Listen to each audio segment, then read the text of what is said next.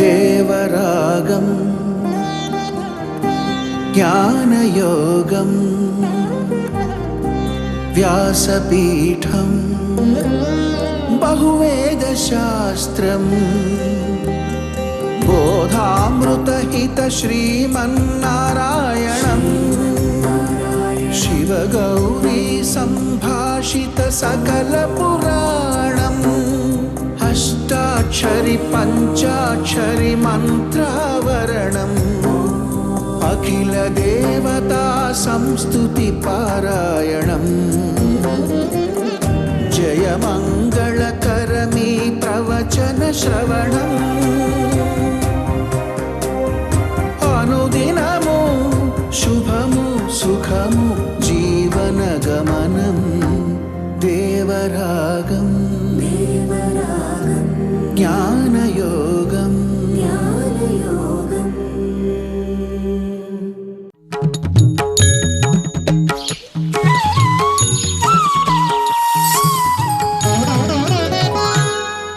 ఆపదామపహర్తారం దాతారం సర్వసంపదాం లోకాభిరామం శ్రీరామం భూయో భూయో నమామ్యహం.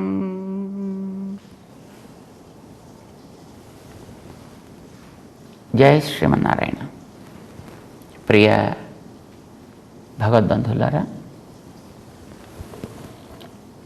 భగవంతుడి యొక్క కృపకి హద్దు ఉండదు. ఇది 9వ అధ్యాయం స్పష్టం చేస్తుంది. ఆయనే తన మాటలతోటి స్పష్టంగా తెలిపినటువంటి సన్నివేశాన్ని మనం 9వ అధ్యాయంలో గుర్తించగలం. అందుకే 9వ అధ్యాయం భగవద్గీతకి హృదయం, దానికి ప్రాణం లాంటిదన్నమాట. ఆయన స్వభావాన్ని అంతటినీ మనకి స్పష్టం చేసేటటువంటిది కనుకనే అందులో ఎంత ప్రేమ ఆయనకి మన మీద ఉంటుందో, ఆయనని ప్రేమించిన వాళ్ళ విషయంలో ఆయన ఎంత ఉదారంగా ఉంటాడో ఈ విషయాన్ని స్పష్టం చేస్తాడు. అందులో ముఖ్యంగా ఆయన యొక్క వాత్సల్యానికి చరమ సీమ అనదగినది 9వ అధ్యాయం. వాత్సల్యము అనంటే మామూలుగా ఏదో చిన్నపిల్లల విషయంలో తల్లిదండ్రులకు ఉండేది వాత్సల్యము అని అంటాము. పిల్లలకి పెద్దవాళ్ళ విషయంలో ఉండేది గౌరవము అని అంటాం కదా. కానీ వాళ్ళకి పిల్లల విషయంలో ఉండేటటువంటిది వాత్సల్యము అని అంటాం. ఏమిటి వాత్సల్యం అంటే అని దాన్ని వివరించారు మన ఆచార్యులు, మహానుభావులు, పూర్వులు. వత్స అంటే దూడ అని అర్థం. పుట్టగానే దూడ దేహానికి ఒక రకమైనటువంటి మురికి అంటి ఉంటుంది. ఆ లోపల ఉండే గర్భ సంబంధమైనటువంటి మావికి చెందినటువంటి మురికంతా దాని బాడీకి అంటుకొని ఉంటుంది. ఆ మురికికి పేరు వాత్సము. వత్సమునకు సంబంధించినది అని అర్థం. వాత్సము అని అంటాం. ఆ ఒంటి మీద ఉండేటువంటి మురికిని అంతటిని కూడా దూడ పుట్టగానే ఆ ఆవు తన నాల్కతోటి నాకి దాన్ని శుద్ధి చేస్తుంది.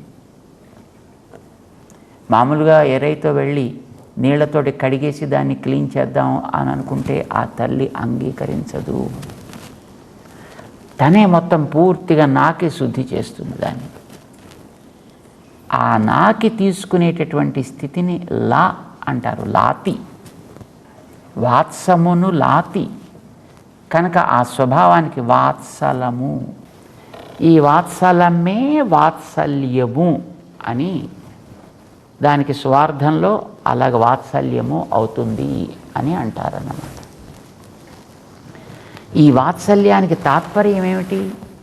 అది దోషమైనప్పటికీ కూడా దానిని తనకి ఎంతో ఇష్టమైన రీతిలో దాన్ని తొలగించి నాకి తీసుకొనును. దోషభోగ్యత్వము అని అంటారు. భగవంతుడికి మన యందు దోషభోగ్యత్వం ఉంటుంది. అంటే మనలో ఉండేటటువంటి దోషాలన్నిటినీ కూడా ఆయన క్రమంగా అట్లా తొలగించి మనల్ని శుద్ధి చేస్తాడు. అయితే దీనికి విపరీతమైనటువంటి భావాలు తీసేటటువంటి వాళ్ళు కూడా కొందరు ఉంటారు. ఏంటది? భగవంతుడికి దోషభోగ్యం అనేటటువంటి గుణం ఉంది కదా, దోషభోగ్యుడు కదా ఆయన. మరి ఆయనకి భోగ్యత ఉండాలంటే మనలో దోషాలు ఉండాలి కనుక మనం తప్పనిసరిగా కొన్ని దోషాలు చేస్తూ ఉండాలి. అంటే ప్రతిరోజు ఏవో కొన్ని దోషాలు మనం చేస్తూ ఉంటేనే ఆయనకి భోగ్యత ఉంటుంది, లేకపోతే ఆయనకి భోగ్యత ఎక్కడ ఉంటుంది? అంచేత మనం తప్పనిసరిగా దోషములు చెయ్యాలి అని రకరకాల దుష్టపు ప్రవృత్తులను కలిగి ఉండేవాళ్ళు కొంతమంది లోకంలో ఉన్నారు. కానీ ఇక్కడ మనం ఒక విషయం జ్ఞాపకం పెట్టుకోవాలి. దూడ పుట్టినప్పుడు ఆ ఒంటి మీద ఉండేటి మురికి విషయంలో దూడకి ఏ రకమైనటువంటి ప్రమేయము ఉండదు. తనకి తెలియకుండా ఏర్పడ్డటువంటి మురికి కనుక తల్లి తన నాలుకతోటి దాన్ని పూర్తిగా నాకి శుద్ధి చేసి దూడని చక్కగా మనకి ముద్దులు కురిపించేటట్లుగా ఉంటుంది. బుజ్జాయి అంటాం కదండి, దూడని మనం పట్టుకుని ఆడుకుంటాం దాంతో, చెంగు చెంగు మన గెంతులు వేస్తుంటే ఎంత ముచ్చటగా ఉంటుంది మనకి చూడడానికి. కానీ అదే దూడ కొంచెం పెరిగిన తర్వాత ఇటో అటో తిరుగుతూ ఆ పక్కన ఉండే మురిగుంట్లోనో ఈ పక్కన ఉండే మురిగుంట్లోనో వెళ్ళి దాంట్లో కాసేపు పొర్లి వచ్చి అప్పుడు తల్లి దగ్గర చేరిందనుకోండి, వేసి కాలుతో ఒకటి తంతుందంటే దాన్ని మళ్ళీ దూరంగా పోయేటట్టుగా తప్ప అప్పుడు దాన్ని శుద్ధి. ఈ మురికి తను కావాలని తెచ్చిపెట్టుకున్నటువంటి మురికి కనుక దాన్ని ఎంటర్టైన్ చేయదు. దానికి స్వాధీనం లేకుండా అది మురికితోటి పుట్టింది కనుక దాన్ని శుద్ధి చేస్తుంది. ఇది మనం జంతువుల దగ్గర చూస్తున్నటువంటి స్థితి. తెలియకుండా మనలో దోషములు ఏర్పడ్డ వాటిని భగవంతుడు తప్పనిసరిగా శుద్ధి చేసి తొలగించును. కానీ కావాలని మనం తప్పు చేసి దోషాల్ని ఎక్కించుకున్నప్పుడు దానికి కావలసినటువంటి దేహశుద్ధి చేయును, దండనని విధించును, పనిష్మెంట్ ఇచ్చి తీరును. ఇది మనం జ్ఞాపకం పెట్టుకోవాలి. చేత దోషభోగ్యత అనంటే వాత్సల్యం అనే గుణానికి అర్థాలు చాలా రకరకాలుగా చెప్పారండి మన వాళ్ళు. అసలు దీంట్లో సంప్రదాయ వైవిధ్యమే ఏర్పడింది అని అంటారన్నమాట. ఒక సంప్రదాయంలో కొంత తేడాలు వచ్చాయి ఈ అర్థాలు చెప్పడంలో. ఎలా? ఏమిటి వాత్సల్యం అంటే ఈ నిర్వచనం చెప్పడానికి మళ్ళీ కొంత మీమాంస చేయాల్సి వచ్చింది. దోషభోగ్యత్వమా అంటే అవునండి, దోషభోగ్యం అంటే మన దగ్గర కూడా దోషాలు ఉంటేనే కదా ఆయనకి భోగ్యత వచ్చేది కనుక దోషాలు చేయాలి అనేవాళ్ళు కొంతమంది ఉంటారు. అని కొంతమంది ఏం చేశారు, దోషములని సహించకుండుట, దోష అసహిష్ణుత అని దానికి నిర్వచనం చెప్పారు.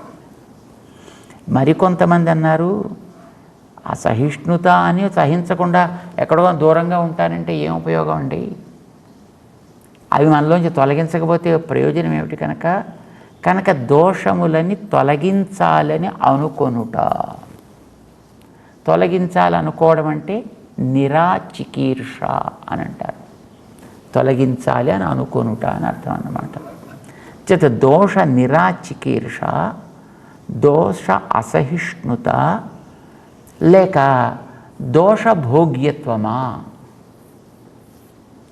అని దీనికి రకరకాల అర్థాలని చెప్పి ఇందులో దోషభోగ్యత అనేదే మనకి సారాంశము. ఎందుకనంటే ఆ దోషములని ఆయన తొలగించడంలో మాత్రం చాలా జాగ్రత్తగా చాలా ప్రేమగా తొలగిస్తాడు. గజేంద్రుడికి మొసలి పళ్ళతో ఏర్పడ్డ దోషాలన్నిటినీ ఆయన ఎట్లాగైతే తన పట్టు పీతాంబరపు ఆవిర పట్టి తొలగించాడో అట్లా 3 చెప్పచ్చును. అయితే దోషాలని భోగ్యంగా అనుకున్నప్పుడే వీడిని దగ్గరికి తీసుకోగలుగుతాడు. వీడిని దగ్గరికి తీసుకున్నప్పుడే వాటిని తొలగించగలుగుతాడు ఆయన. తొలగించడం అంటే దానికి నిరాచికీర్ష. ఆ నిరాచికీర్ష ఎప్పుడు ఏర్పడుతుంది? అవి చూసి సహించలేకపోతే. కనుక ఆయనలో దోష అసహిష్ణుత ఉండాలి. అప్పుడు దోష నిరాచికీర్ష ఏర్పడాలి. ఆ తొలగించేటప్పుడు ప్రేమతోటి తొలగించాలి. కనుక దోష భోగ్యతగా వీడిని దగ్గరికి తీసుకుని తొలగించాలి. ఉయ్యాల్లో పడుకునేటటువంటి చిన్న శిశువు అందులోనే మలమూత్రాలను ఒకవేళ విసర్జించి ఆడుతుంటే తల్లి ఏం చేస్తుంది?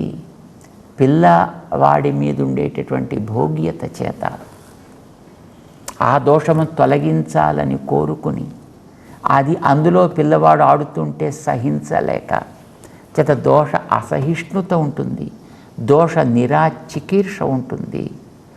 ఆ లోపల ఉండేటటువంటి దోషమునకు ఆస్పదమైనటువంటి ఆ వ్యక్తి యందు ఉండే భోగ్యత చేత అది తొలగించి వాడిని శుద్ధి చేస్తుంది.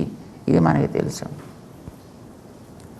కానీ ఇదే పిల్లాడు పెద్దవాడైపోయి అక్కడి నుంచి ఏదో ఈ చెత్త ఆ చెత్త పూసుకొచ్చాడు అనుకోండి, వాడిని శుభ్రంగా కాస్త వాడికి పాఠం చెప్పి డాక్టర్ గారి చేత క్లీన్ చేస్తుంది అనమాట. అప్పుడు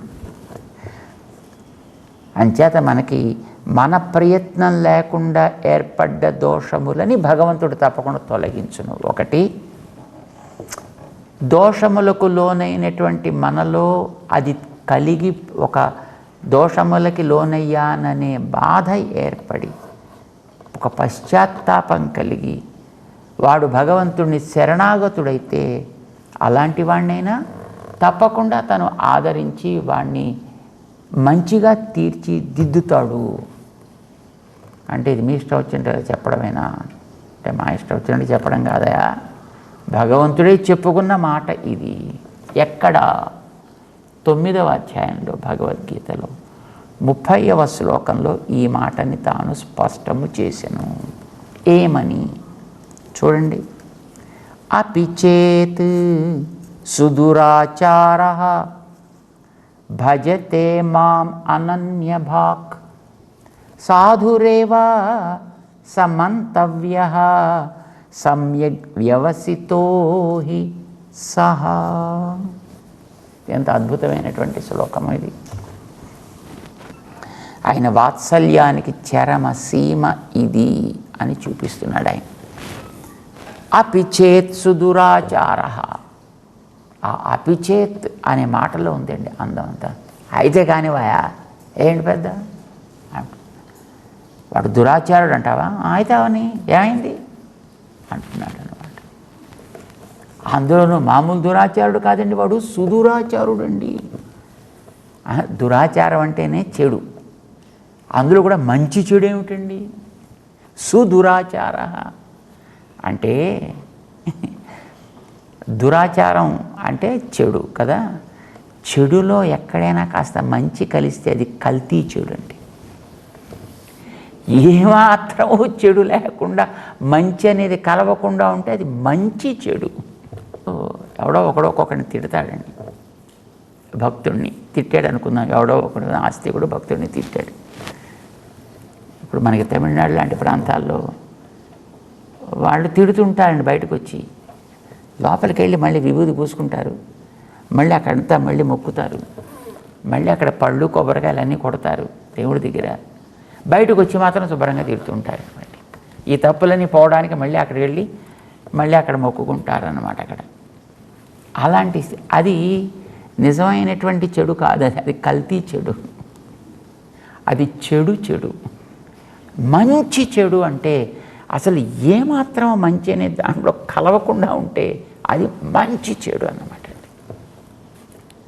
ఎదట వాడిని శుభ్రంగా పిండి తర్వాత ఎవడైనా ఏమిటో చేశాను, ఏం చేయమంటావు, ఏం చేయడు, కోపాన్ని తట్టుకోలేక చేశాను అన్నాడు అనుకోండి, వీడి విధం నిజమైనటువంటి చెడ్డవాడు కాదు వీడు. ఎందుకంటే వీడి మనసులో మళ్ళీ ఏదో కొంత వీడికి ఒక జాలి కూడా వచ్చిందన్నమాట. ఆ మాత్రం కూడా లేకుండా వాడు ఆ చెడుని చేయగలిగితే అది మంచి చెడు అని అర్థం. అది సుదురాచారము అని అంటాం. అంటే వీడు చేసినటువంటి తప్పులో ఏమాత్రం లోపల కూడా ఏ కోశాన వీడికి దాన్ని తప్పు చేస్తున్నాననే భావన లేకుండా చేస్తే అది సుదురాచారం. అలాంటి వాడైనప్పటికీ కూడా అపిచేత్ సుదురాచార, ఒకనాడు ఆ తప్పుని వాడు గుర్తించి మాం అనన్యభాక్ భజతే, వాడు ఏదో కారణం చేత, ఏదో రుచి చేత, ఏదో వాసన చేత ఆ చెడు చేసిన తర్వాత తెలిసి అనన్యభాక్ మాం భజతే, అన్యభాక్ మనస్సులో మరొకటి కూడా కనిపించుట, అన్యభాక్ నా అనన్యభాక్ మనసులో ఇంకా రెండవది ఏదీ లేకుండా నేనే వాడికి పరిపూర్ణంగా మనసులో నిండి ఎలా నిండాలి? ఆ నిండేటప్పుడు మమ మాత, మమ పిత, మమ గురువు, మమ ధనం, మమ దైవం, మమ సర్వం అనేటట్లుగా వీడి మనసులో నేనే సర్వము అయి సమస్తము అయి నిండేటట్లుగా ఉంటే అప్పుడు వాడు అన్యభాక్ నభవతి, అనన్యభాక్ భవతి. అపిచేత్ సుదూరాచార భజతే మాం అనన్యభాక్, నేనే ఇహ సర్వస్వము అని వాడి మనసులో నిండేటట్లుగా కనుక వాడు పరిణతి చెందగలిగితే సాధురేవా, వాడు సాధువు క్రిందే లెక్క. ఇప్పుడు నేను వాడికి సర్వస్వం కదా. సాధురేవా, వాడిని నేను సాధువుగానే గుర్తిస్తా. నేను గుర్తించడం కాదు, సమంతవ్య, వాడు లోకం చేత కూడా అట్లా గుర్తింపు పొందేటట్టు చేస్తా. బహుమంతవ్య అంటారు రామానుజాచార్య వారు. వాడు లోకానికి కూడా ఆరాధ్యుడు అయ్యేటట్లుగా వాడిని నేను తీర్చిదిద్దుతా. ఎందుకని? సమ్యక్ వ్యవసితో హి సహా, వాడు పరిపూర్ణమైనటువంటి నిశ్చయము కలిగి ఉన్నవాడు నా విషయంలో. ఏమని నిశ్చయం? నేను సర్వస్మాత్ పరుడను, ఈ నిశ్చయం వాడి మనస్సులో ఉంది. సర్వసులభుడను కూడా నేను, వాడికి కూడా అందుతున్నాను కదా. నన్ను ఆశ్రయించడంలో అంతరములను నేను తొలగించాను కదా, ఎవడైనా ఆశ్రయించవచ్చును.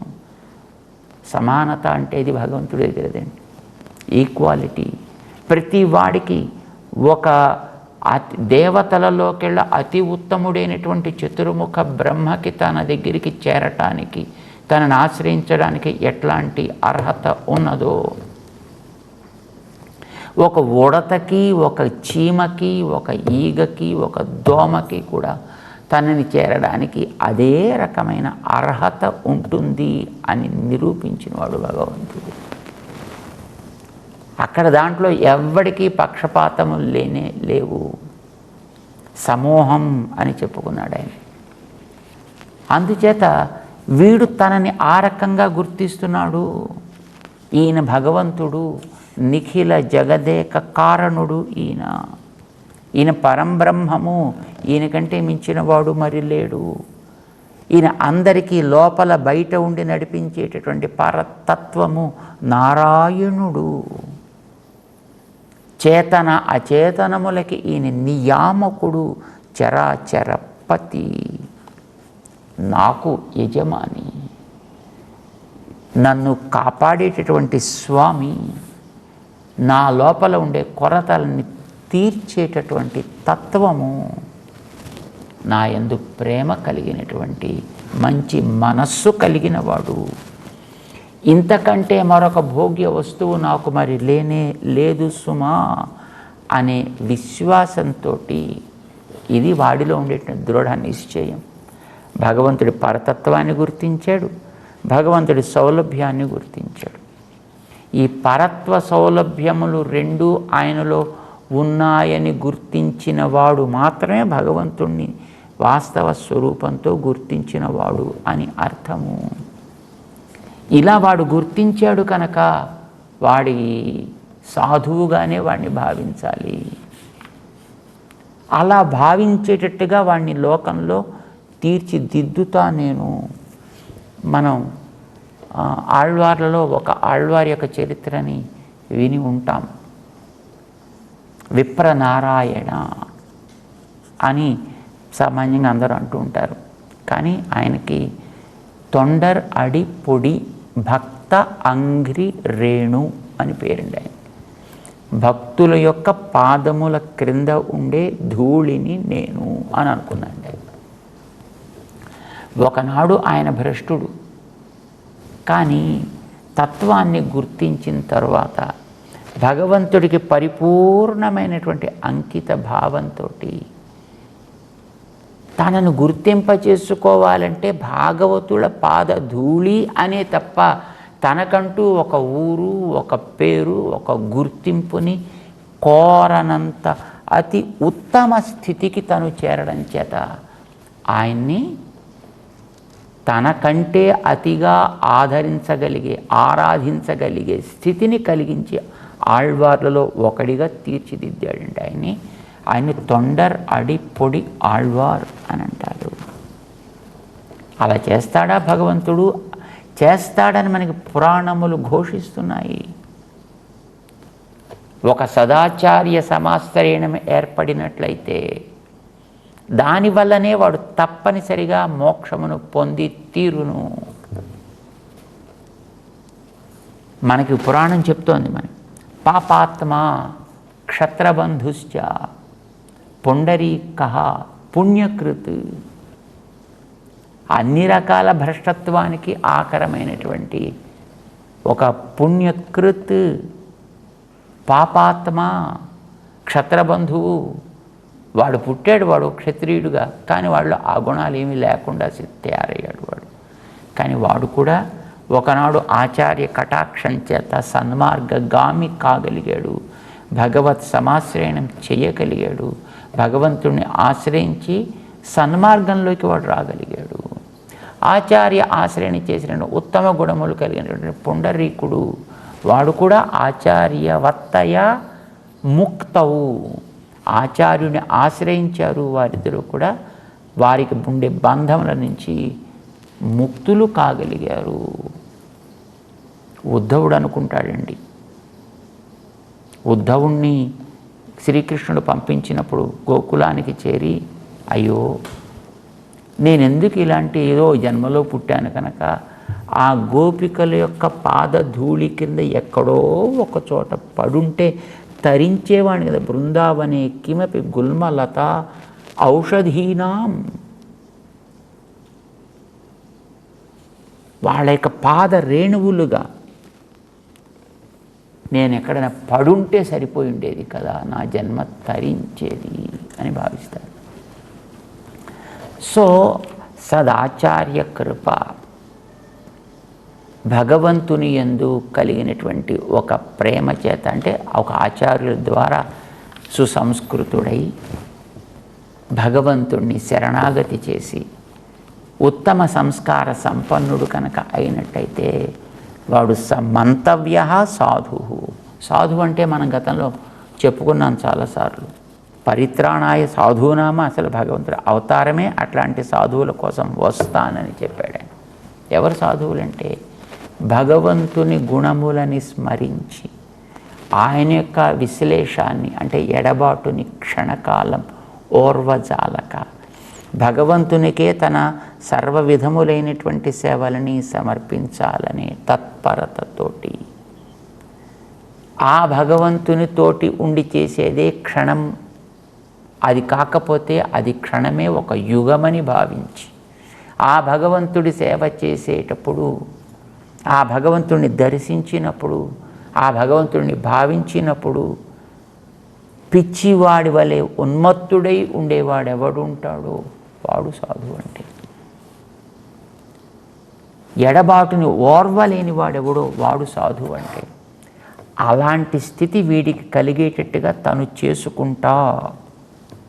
తిరుప్పాణన్ ఆళ్వార్ విషయంలో అలా చేశాడు, తొండరపొడి ఆళ్వార్ల విషయంలో అలా చేశాడు. ఎంతోమంది చరిత్రలో తరించినటువంటి మహనీయులు అట్లాగా ఉన్నారు. అయితే ఇక్కడ మన పూర్వాచార్యులు సుదురాచారుడు అంటే ఒక మాట చెప్పారు. దురాచారుడంటే చేయకూడని పనులు చేసేవాడు. చేయకూడని పనులు చేసినా చేయవలసినవి కూడా తాను ఏదో కొంత చేస్తూ ఉంటే పర్వాలేదు, ఏదో కొంత కాంపెన్సేషన్. కానీ అసలు చేయవలసిన వాటిని పూర్తిగా మాని చెయ్యకూడనివే చేస్తూ ఉండేటటువంటి వాడు సుదురాచారుడు. అకృత్యకరణ కృత్య అకరణ. అకృత్యకరణ చెయ్యకూడనివి చేస్తున్నాడు, కృత్య అకరణమా చేయాల్సిన పూర్తిగా మానేశాడు. అలాంటి వాడిని సుదురాచారుడు అని అంటారు. అయినప్పటికీ కూడా వాణ్ణి ఉత్తమ గతి పొందేటట్టుగా, ఉత్తమ మార్గ అవలంబిగా, ఉత్తమ యోగ్యతలకి ఆకారముగా వాణ్ణి నేనే తీర్చిదిద్దుకుంటా, వాడికి అట్లాంటి స్థితిని నేను కలిగిస్తానని భగవంతుడు మనకి చెప్పాడు.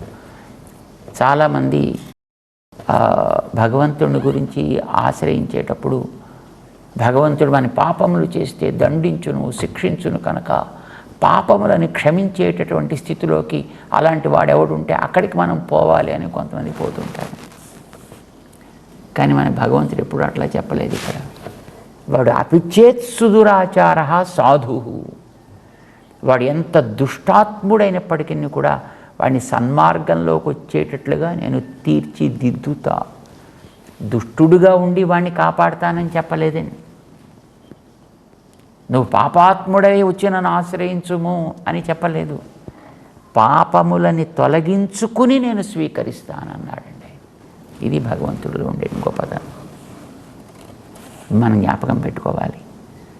ఈ 9వ అధ్యాయంలో ఉండేటటువంటి ఈ 30వ శ్లోకం, 31, 32 అద్భుతమైనటువంటి భగవంతుడికి ఉండే ఔదార్యాన్ని, భగవంతుడిలో ఉండే వాత్సల్యాన్ని, భగవంతునిలో ఉండేటటువంటి ప్రేమని మనకి చాటి చెప్పేటటువంటి శ్లోకాలు తెలుసుకునే ప్రయత్నం చేద్దాం. భగవంతుడి యందు ఉండేటటువంటి విశ్వాసాన్ని పెంచుకునే ప్రయత్నం చేద్దాం. జై శ్రీమన్నారాయణ.